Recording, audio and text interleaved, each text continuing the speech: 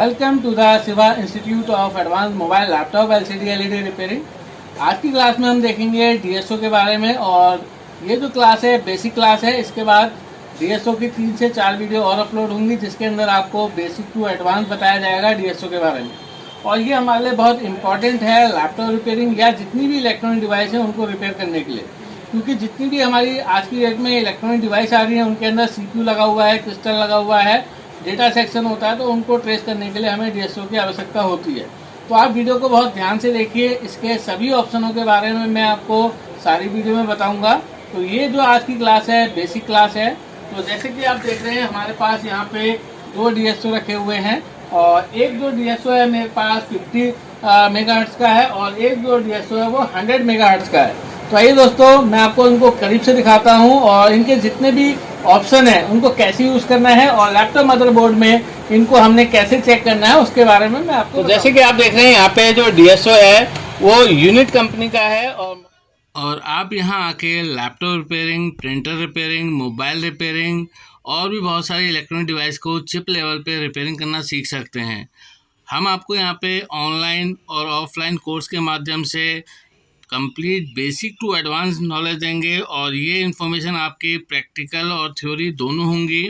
Theory बहुत important होती है क्योंकि जब आप किसी डिवाइस के बारे में प्रॉपर तरीके से जानते हैं तब आप उस पर अच्छी तरीके से रिपेयरिंग कर पाएंगे, क्योंकि जो भी इन चीज़ों को बना रहे हैं, चाहे वो लैपटॉप हो, प्रिंटर हो या जितनी भी इलेक्ट्रॉनिक डिवाइस हैं, उनको बनाने वाले बंदे एजुकेटेड हैं और वो बहुत सोच समझ कर डिवाइस को बनाते हैं। तो इसीलिए हमें भी हमेशा स्टूडेंट बन के इनको सीखना पड़ेगा और हमेशा इनको पढ़ना पड़ेगा, तभी हम इन डिवाइस को अच्छे से रिपेयर कर पाएंगे। तो इन डिवाइस को रिपेयर करने के लिए हमें जितने भी टूल्स हैं उनकी आवश्यकता होती है और उनके बारे में जानना होता है।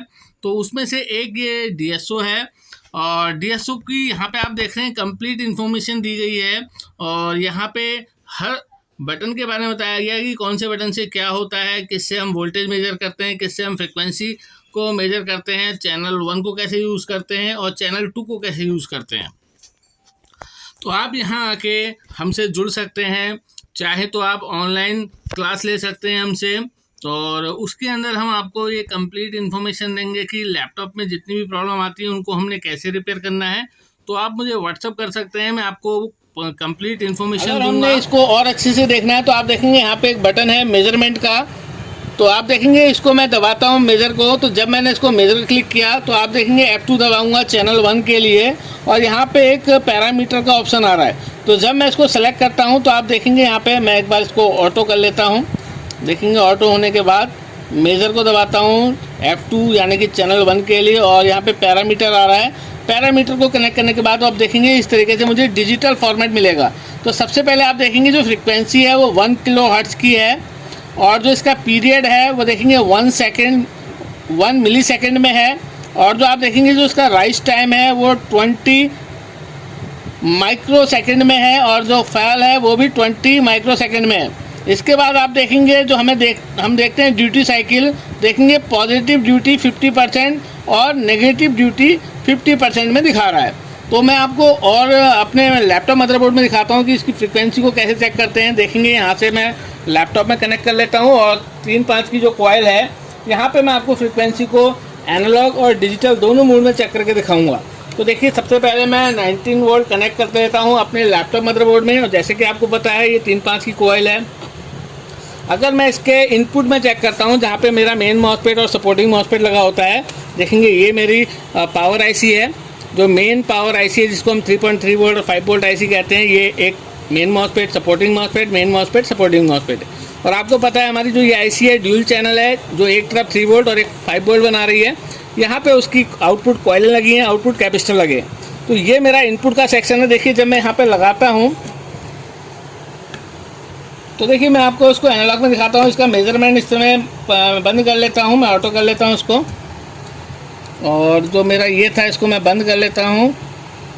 ये देखिए यहाँ पे मैं इसकी ग्राउंड की तार को लगा लेता हूँ।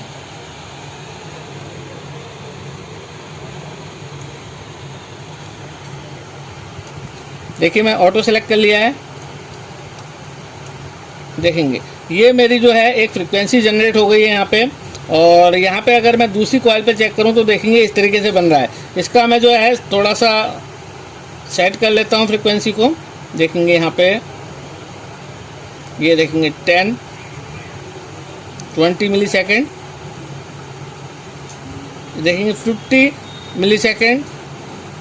ये इस तरीके से हमारी एक कॉइल पे वोल्टेज जनरेट हो रही है। और अगर मैं दूसरी पे लगाऊं तो देखिए दूसरी का जो फ्रिक्वेंसी लेंथ है वो कुछ इस तरीके से देखने को मिलेगा मुझे।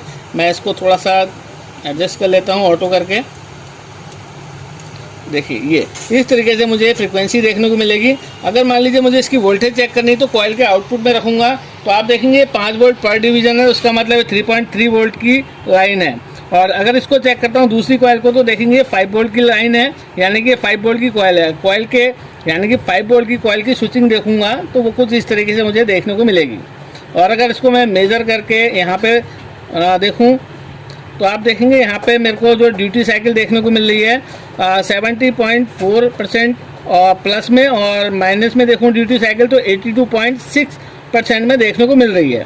तो इस तरीके से हम अपने डीएसओ की मदद से चेक करते हैं। तो ये आज डीएसओ की बेसिक क्लास थी। नेक्स्ट वीडियो में हम देखेंगे और भी ऑप्शनों के बारे में। पूरा वीडियो देखने थैंक यू, धन्यवाद।